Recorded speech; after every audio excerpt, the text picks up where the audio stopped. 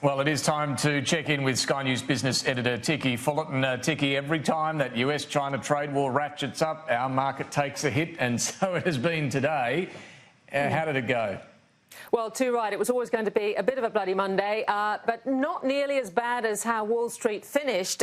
Wall Street finished more like 2.5%, the S&P 500. NASDAQ closed down 3%. Well, we finished only 1.27% down, finishing the ASX at 6440. Elsewhere in our region, though, when I looked just now, the Hang Seng was 2.99, almost 3% down, and much more down than China, reflecting what's going on with Hong Kong. But everywhere we look, I mean, we've been speaking to Tom over in Biarritz, and clearly the G7 over there don't have much of a solution. Donald Trump was saying, you know, for a moment there we thought he was saying he might have second thoughts about this trade war, but then his advisors all said no, the second thoughts would be even tougher.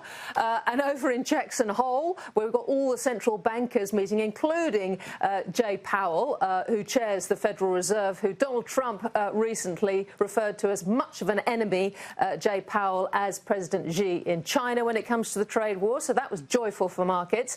Generally, there is real uncertainty around whether this trade war is actually going to be sorted before the US election come 2020. And the other thing that's happening is the currency war.